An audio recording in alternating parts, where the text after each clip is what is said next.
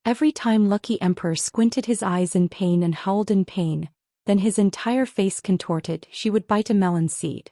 Therefore, as soon as Wei Xi came in, he heard his lord crunching melon seeds, and the corners of her lips curled into a happy smile. Wei Xi asked, "Is there a happy occasion, my lord?" Jiang Pingji smiled and said, "I just heard that Xichang's princess is finally going to give birth." Wei Xi's expression was surprised. It seemed that he didn't expect Xichang's princess to not give birth yet.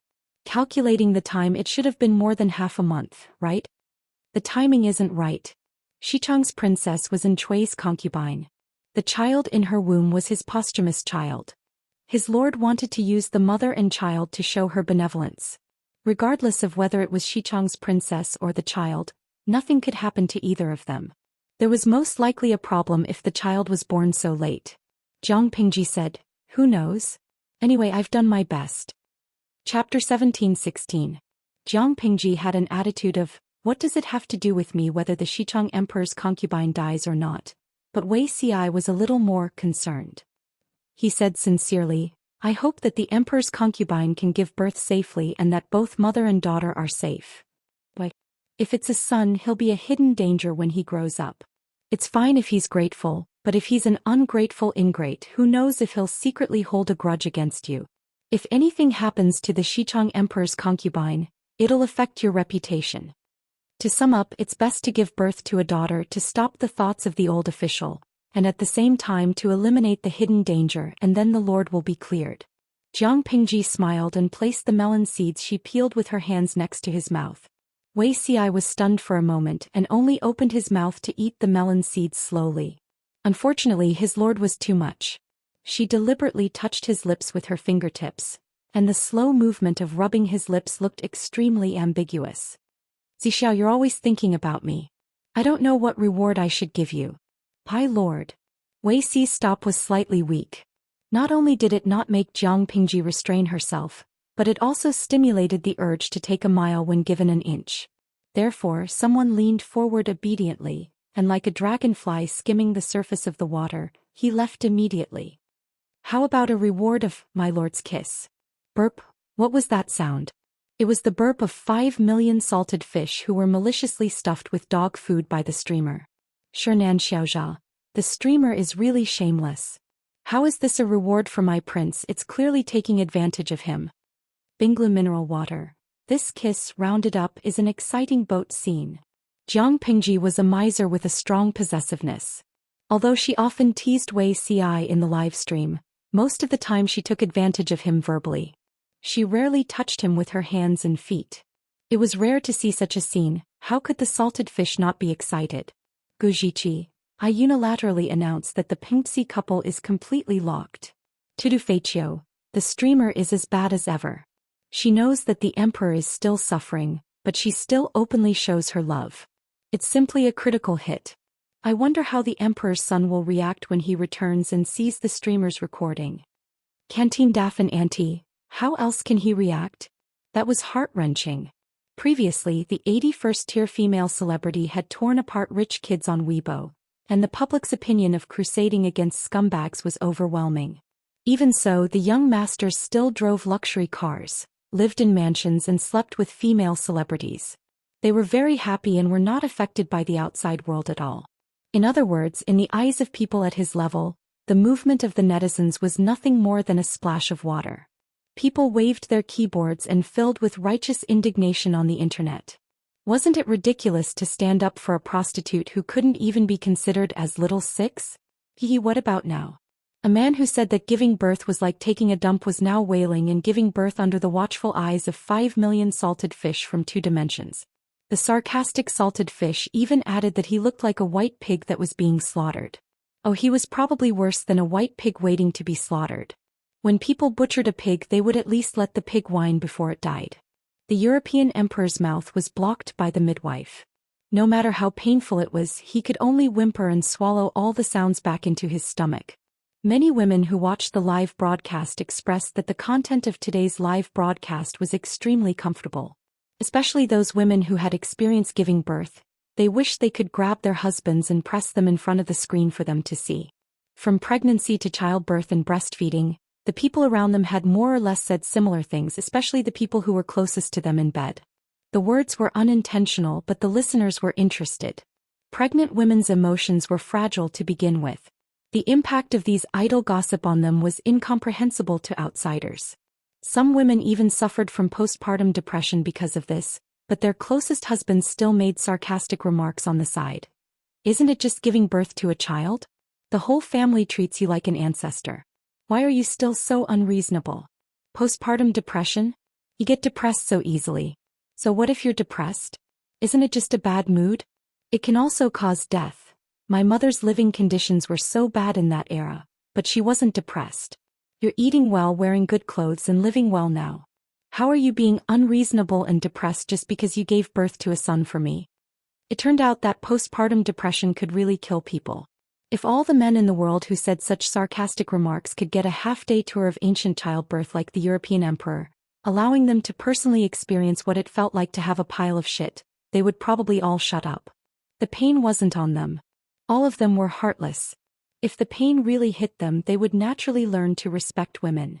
Had to put it bluntly, since it was so easy for these men's mothers to give birth to them, let their mothers give birth to them. Why did they have to trample on other people's daughters? If they couldn't achieve complete respect, they should learn how to shut up. Looking at the live broadcast, the European emperor, who was struggling and wailing like a pig, was being carried by the midwives to give birth without any dignity. Many salted fish felt a sense of satisfaction. After the satisfaction, there was a hint of disappointment and indignation. They had mixed feelings. Free drink. Don't you find the European emperor's body a little familiar?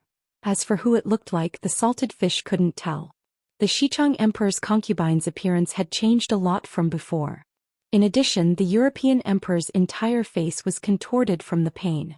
The veins on his forehead were bulging and half of his face was red and bloodshot. Not to mention the salted fish, who had only seen the emperor's concubine a few times. Even the emperor's concubine's mother wouldn't be able to recognize him. This question was like a drop of water thrown into the vast ocean. It dissipated after a few ripples. The salted fish were still laughing and joking.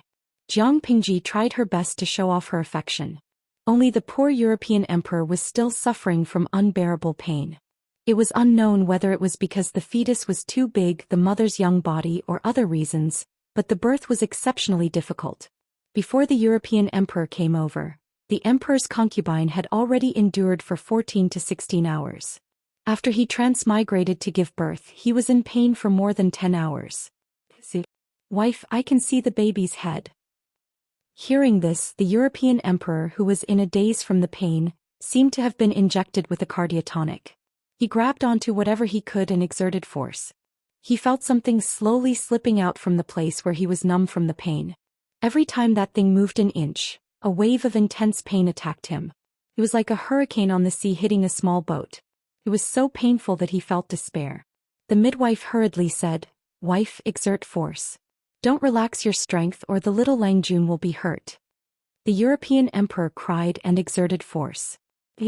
When I give birth to this little kid, I'll throw him like how Lu Bigier threw Ado. After an unknown amount of time, he felt his body loosen. Something slid out. The European emperor thought in a daze. It's finally over. The faint sound of fear in his ears didn't attract his attention. Quickly. Where's the baby? Chapter 17:17. Child, cough cough cough. Where's the child? The European king was so excited that he slapped the bed. This child was the golden baby that he had suffered for a long time, from day to night before he finally gave birth to it. Even if he really wanted to throw the child to the ground and kill him, he had to wait for him to take a closer look before doing so. After working so hard for so long, it would be such a waste if he didn't take a look himself. After holding back his anger, the exhausted European emperor could not help but ask the midwife for the baby the moment he regained his freedom. He was too tired and distracted, so he didn't notice the ugly faces of the midwives and the others. When they heard the European king's request to see the child, the midwives and the others looked embarrassed. Their hands, which were holding the child, were still shaking.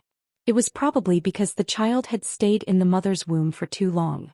When the child was born, the amniotic fluid was very turbid, and the child's body was also stained with feces. However, this child could be considered lucky. The Empress concubine gave birth just in time. If it had been a few more days, the child would probably have died in the womb. However, wife, do you really want to see it? The midwife's voice trembled slightly. Lucky King blurted out, "What nonsense are you talking about? I asked you to bring the child over, so just do it. Why are you wasting time?" When the midwife heard such vulgar words, the hesitation and sympathy in her heart instantly disappeared. It was as if she had thrown away an unlucky piece of garbage. She couldn't wait to place the child next to the European emperor so that he could look at it to his heart's content. Lucky King had seen a newborn baby before. He was mentally prepared that the baby would be ugly. However, when he saw the baby in person, he was stunned. There was no other reason. This child did not look like a newborn. His skin was fair and rosy, and his small nose and eyes were very beautiful. Her two little fists were curled up, and her fair and tender appearance was completely different from the daughter of the European emperor's first wife. Didn't they say that newborn babies are ugly? The European emperor looked at the child as if he was looking at a toy. He poked the child's pouting mouth with his finger. Being good-looking was indeed capricious. The European emperor temporarily forgot about the hatred he had for her not long ago. The midwife wanted to say something but stopped. Her expression was so conflicted that it looked like she had been constipated for many years. She said something against her will. "Perhaps it's because my wife is born beautiful and the child is growing well in her womb," she wanted to say, "because this child is a monster." Considering his job and head, he didn't say anything. The European emperor looked at the child, but in his mind he was thinking about his daughter. The more he looked at it, the more he felt that his daughter was better. Right, is it a boy or a girl? This was a very important question. Not only was the European emperor a scumbag, but he was also a male chauvinist. Didn't you see that his first wife had given birth to a daughter? Although the Qing dynasty had died long ago, their family still had the throne and the throne to inherit. How could they not have a male child? He was already mentally prepared. If his current wife couldn't give birth to a son, he would find someone who could. As for an illegitimate child, he didn't even consider it. After all, he despised illegitimate children and would never let such a lowly thing inherit his family property. The midwife did not answer. It wasn't that she didn't want to answer, it was just that she didn't know how to. Useless. Lucky King cursed. The midwife refused to tell him. He knew how to read it himself. The European emperor felt regretful when he untied the baby's swaddling clothes. If only there were mobile phones and WeChat moments in this place. He would definitely take a close-up photo of the child's penis and post it on his WeChat moments. On the other side, Salted Fish in the livestream room had already predicted the outcome. Guangxia Moshi, seeing this, I feel a little sorry for this European emperor. He has been arranged clearly. Sitting on the grave mound appreciating the moon, transmigration is risky. Lucky King needs to be careful. Those scumbags with criminal records, I advise you to stay away from the livestream room. It would be fine if they didn't get it, but if they were unlucky enough to get a transmigration for half a day, they would most likely be in trouble with Lucky King. Lucky King is very despicable, but I suddenly feel pity for him. It's really tragic. Salted Fish communicated with the bullet screen. They watched helplessly as Lucky King closed his eyes and touched the prize. First, he untied the child's swaddling clothes, pulled open his legs, lifted his crotch cloth, and reached out to touch. Lucky King touched it and felt that it was smooth between the child's legs. Yes, it didn't look like it was a money-losing product. It was undoubtedly a boy. He felt a sense of relief as if there was finally an heir to the throne. Lucky King was like a gambler who had found a piece of jade. He felt a little excited as if he was about to open a peerless piece of jade. He continued touching it. What's this? The structure didn't seem right. He pinched it with his hand and felt a piece of meat that looked like a small sausage, but there were no eggs. No eggs? Lucky King's eyes widened. He wanted to stick his face to the child's body to take a look. He turned the child to the left and right, but there were no eggs. Where are the eggs? Lucky King was shocked. He asked the midwife and the others, where are the eggs?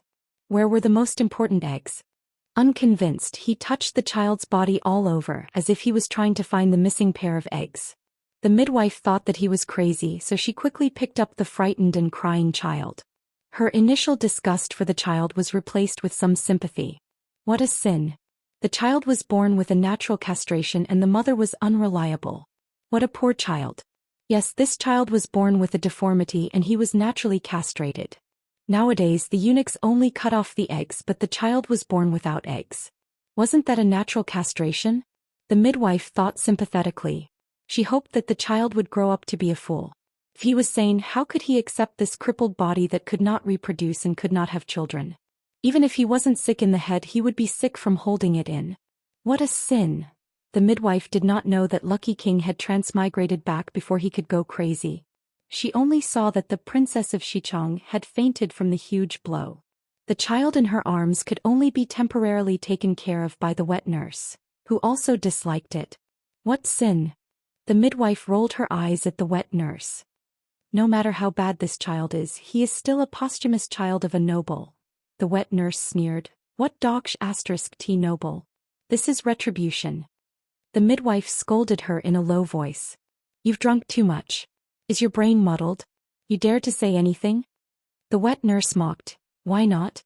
How many innocent maidservants did that bastard Chui order to kill? These maidservants were taking revenge on the ghost babies in their wombs. He wanted to end his line of descendants, and the posthumous child he gave birth to was also a natural castration. The Nanxing women who had been raped and impregnated by the Nanman captives were all victims. In the end, Chui listened to the advice of the sycophant, and stubbornly sent men to beat the pregnant women with the Nanman blood out with sticks. That tragic scene was truly infuriating. The wet nurse believed that Chui's posthumous child had become like this because of the innocent souls who had died in vain. The midwife was silent for a long time when she heard this. She could only sigh. After all, this child is innocent. The wet nurse spun the child around in a circle and softly coaxed him, revealing a chilling smile. Of course he's innocent. Chapter 17-18. Xichang Emperor concubine did not remember how long she had slept. When she slowly opened her eyes, she only felt lazy and so sore that she did not want to move. Her cicada-like eyelashes trembled. Her watery eyes were filled with alienation and confusion. She did not know what year and month she was in. The setting sun outside scattered mottled golden shadows in the room. The shadows of the trees outside the window swayed left and right under the autumn wind. The Xichang Emperor concubine listened carefully and could faintly hear the rustling of the leaves and the sound of the wind. The world was silent, as if she was the only person left in the world. She had expended so much energy before falling asleep that the newly awakened Xichang Emperor concubine did not even realize why she was lying there. When she recalled her memories before she fell asleep, she remembered that she had been giving birth before she fainted. Giving birth. Xichang Emperor concubine was stunned. Her hand under the blanket could not help but touch her much shriveled belly. Felt very soft to the touch. She could pinch a soft lump of flesh with just a slight pinch. Her belly still looked very big. It did not have the slender waist from before pregnancy. But she knew that the feeling of being connected by blood to the child for several months was gone. When the child was still here, her belly had been very tight and hard. Now it was soft to touch. This fact made Xichang Emperor concubine forget the ugly stretch marks on her belly. There was only one thought in her mind. Where's the child? Although this child was not what she had hoped for, it could not be denied that the child was the closest existence to her in the world. No matter how unbearable his existence was, he was still the child she had given birth to after being pregnant for a long time. Having such a child was better than having nothing at all. Come. Just as she was about to speak, Xichang Emperor concubine realized that her throat was so dry that it felt like it was on fire. Her desire to drink water was stronger than ever. She endured the discomfort in her throat and tried to use a hoarse voice to call for a servant girl to serve her. Xichang Emperor concubine had woken up at a very coincidental time. The servant girl had gone out to do something and she had woken up right after. Thus, she had waited for a long time before someone came to her. When the servant girl saw that Xichang Emperor concubine had woken up, she was so shocked that she almost knocked over the water basin. She hurriedly brought her hot water and called for a doctor. This cup of water seemed to extinguish the fire in her throat. Emperor concubine could not help but let out a comfortable sigh. Where's the child? The Empress concubine asked a bit nervously. Thousands of thoughts tangled together, and it was a mess that couldn't be cut off. She hoped that the child would live well, but at the same time she felt that there was little hope that the child would survive. Before Emperor concubine fainted, she heard the midwife say that she had just opened 3 fingers and was far from the time to give birth. However, at that time she was in so much pain that she didn't have any strength, so she couldn't give birth. When she woke up from her coma, her stomach was empty, and there was no child crying beside her. The Empress concubine knew what this meant and felt a bit of despair. Humans were complex creatures. The Empress concubine felt despair for her child's departure, but also faintly let out a sigh of relief. Outsiders all thought that the child was Shui's posthumous child. Only she and her brother knew that the child in her womb was the product of the two of them going against human relations. She and her brother were siblings born from the same mother. It was highly likely that the child she gave birth to would be a strange monster. Before Xichang was destroyed, when the royal family was still at its peak, there was news that an elder emperor concubine and her uncle had gotten pregnant. It was rumored that the child that emperor concubine gave birth to was a three-legged, noseless monster. In the end, the child fell to his death and was hastily buried to cover up this scandal. There were many similar rumors about the royal family. The more Xichang Empress concubine thought about it, the more terrified she became. If the child was a monster as the woman who gave birth to the monster, would she be in danger? Would outsiders suspect that this child wasn't Shui's posthumous child, and then investigate that she and her brother had made Shui a cuckold? Even if this cuckold hadn't been intentional and Hua Yuan had forced them to. But who would believe this if he said it out loud? Due to all sorts of considerations, Xichang Empress concubine hoped that the child could live and be her companion. At the same time, she hoped that the child wouldn't be a burden to her. From the moment she asked to the servant girl's reply, it had only been a few breaths of time. Countless thoughts flashed through her mind. The Empress concubine's hand under the blanket clenched, and she stared at the servant girl's mouth. The servant girl said, Little husband just drank milk at the wet nurse's place." When it came to how to address the child, the servant girl was a bit conflicted. He was born castrated. The midwife said that this kind of child could never be found in a lifetime. He wasn't male or female. Even the way to address him was a problem. The servant girl thought bitterly. He had such a crippled body, yet he was so beautiful. Who knew how much trouble and suffering he would cause in the future? In this world, beautiful women weren't the only ones who attracted competition. Beautiful men were also prey in the eyes of the strong. He was a cripple who was born castrated. He was neither a man nor a woman. To a certain extent, his existence was a kind of magic. He was good-looking, so he was bound to attract those perverts who liked to seek novelty. Sigh, if only the little husband was a girl through and through. With his status as Shui's posthumous child and his status as a non-threatening daughter, perhaps the Duke of Lanting would be willing to favor him.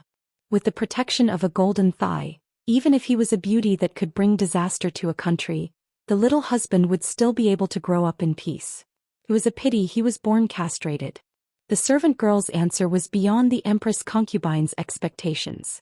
Because she was too shocked, she overlooked the flash of embarrassment on the servant girl's face. Quick, bring the child over. Let me see him. The good news temporarily covered the confusion in her heart. She clearly remembered that she fainted from the pain and couldn't continue giving birth. Then how did this difficult birth of a child go smoothly? This question was temporarily suppressed. She waited so long for the child that her neck grew long. The servant girl's eyes revealed astonishment. She asked, "Wife, you don't remember?" The Empress concubine asked, "Remember what?" The servant girl said, "You gave birth and saw the little husband once, but you didn't like him very much." Not liking was a rather tactful explanation. When she heard the servant girl in the delivery room describe it, the Empress concubine was scared silly by the child's disability. She kept touching the child's side, turning the child over and over to find him. She crazily muttered, "Where did my son's eggs go? How could a newborn child endure this kind of torment?" As a mother, she clearly wanted to kill her son. The Empress concubine didn't have any impression of the servant girl's words. She didn't even have the memory of how she gave birth. "That's my son. How could I not like him?" Having a man in one fell swoop, the Empress concubine had someone to rely on for the rest of her life. From the looks of it, he had all four limbs, thank the heavens. And he indeed had all four limbs, but unfortunately there was something wrong with his fifth limb. The servant girl was suspicious, but still nervously carried the child over. Under the servant girl's despairing gaze, the Empress concubine still discovered the abnormality of this child. Looking at the child's abnormal body, Her originally rosy face turned completely white. Chapter 1719. The scene the servant girl was worried about did not happen. Emperor Concubine's complexion was not good, but she was not crazy enough to do anything to the child. He was born like this? Emperor Concubine's expression was dispirited, and there was a hint of fear and unease. Unfortunately, the servant girl did not notice. The servant girl lowered her head in fear. Yes, the little husband was born like this. What are the rumors outside? Emperor Concubine smiled bitterly. I'm afraid they all think. She swallowed her words, not daring to continue. Outsiders were probably guessing that the child's father was not Chui. Chui was dead and so was Hua Yuan. If the former died, there would be no blood test. If the latter died, there would be one less person who knew. Now the only person who knew was her royal brother. If her royal brother was gone, would she be able to keep this secret for the rest of her life? The moment this evil thought appeared, it took over her mind in a domineering manner, and she could not get rid of it. The servant girl did not know what Emperor Concubine was thinking. The two of them were like chickens talking to ducks, yet they could connect seamlessly. Wife, don't be sad. There are indeed some unpleasant words outside, but as long as Duke Lanting does not speak, no one can hurt you and the little husband. Emperor Concubine smiled bitterly. Don't say nice things to comfort me. The servant girl sympathized with Emperor Concubine. She'd heard that she was a beauty that could topple cities, and had a noble family and bloodline. In the end, Chui had taken her away and reduced her to her current state. She could not help but say, "This servant is not trying to comfort you, wife." The rumors outside say that the little husband's body is damaged because the woman and baby from back then came for revenge. Why do you put the blame on yourself? Emperor Concubine, who was still sad and worried about the future. What? What revenge? Emperor Concubine could not keep up with the servant girl's pace. She realized in hindsight that she and the servant girl were not talking about the same thing. Her tense heart slowly fell to the ground, and the lingering sense of danger receded like the tide. It seemed that giving birth to a naturally castrated son did not cause anyone to suspect the child's past. It was her own guilty conscience. Emperor Concubine beat around the bush and finally got the information she wanted from the servant girl. As it turned out, it was rumored in the outside world that the child's natural castration was the revenge of those women, children, and babies who had died in vain. They were the ones who had caused Chui to have no descendants. From start to finish, the Empress Concubine and the Xichang Prince had nothing to do with it.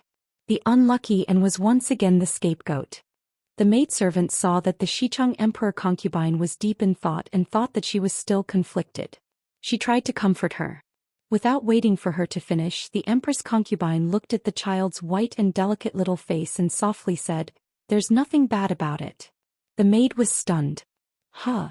The Empress Concubine said, "This child is Duke Duoxi's posthumous son, and Duke Duoxi's death is related to Duke Lan Ting. I'll say something disrespectful, but Duke Lan Ting is the child's father's murderer." No matter how broad-minded Duke Lanting was, she still held a grudge against this child. Now that the child's body was crippled, he could not continue the Duke of Duoxi's family line. The Duke of Lanting had one less hidden danger. On account of this meager friendship, perhaps the Lanting Guild would be willing to treat him leniently and take care of him. In this way we will have someone to rely on for the rest of our lives.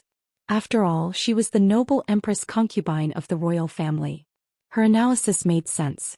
From the Empress Concubine's point of view, a naturally castrated boy who could not continue the family line was almost the same as a girl. To the Duke of Lanting, such a child was indeed less threatening. Moreover, because the child was crippled, perhaps he could use this to gain the sympathy and care of others. How could the maid have such knowledge? The Empress Concubine's analysis made sense. She felt that what the Empress Concubine said was the truth. Little did she know that Jiang Pingji did not care about the child at all. If the child had not been born by the lucky emperor, why would she pay attention to him? The number of enemies who had died by her hands was endless. Many of them had wives and children, such as the widow and children of the feudal lord Su Bei. If she feared these children just because she was the child's father's murderer, even if she had 24 hours a day, it would not be enough. The Empress Concubine's analysis seemed logical, but in Jiang Pingji's eyes, it was an awkward joke. They were just a few brats. She did not even care about their fathers, so why would she fear a few hairless ones? In comparison, she was even more curious about the lucky emperor. Pepsi Cola. 1 word, super miserable. 2 words, super invincible miserable. The salted fish's style of talking was still the same as before, such as the number that could never be correct. How miserable is he? Jiang Pingji drank water and ate melon seeds while chatting with the salted fishes. The documents at hand were almost finished, so Wei Ci and the others could not say that Jiang Pingji was slacking off. Pepsi Cola. His 5th limb is crippled. They say it's a mental illness. He can't lift it no matter what. Last night he was at the capital's private clubhouse again. It was the kind that was not very good. It was very messy.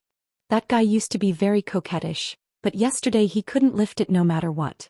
Not only could he not lift it, but he also had a psychological trauma towards women. Once touched, he vomited as if he had taken laxatives. Coca-Cola.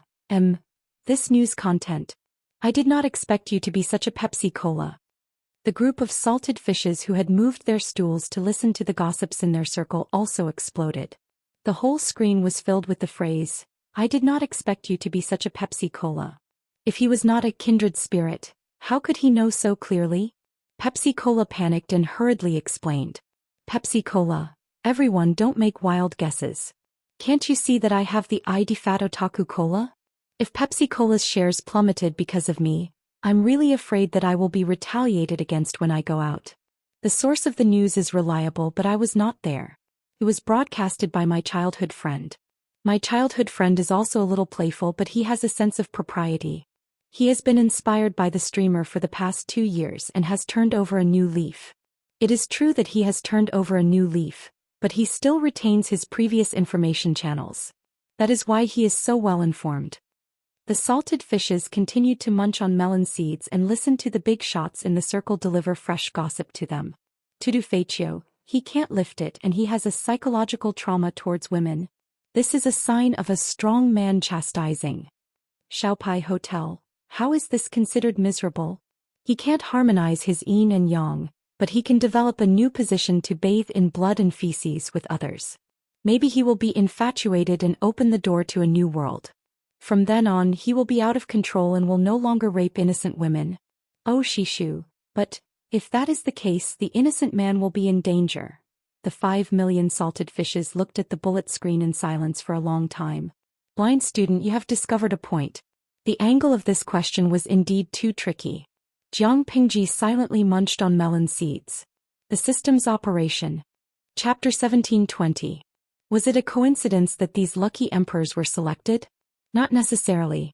Based on her previous analysis, Jiang Pingji was sure that there must be a shady plot that no one knew about.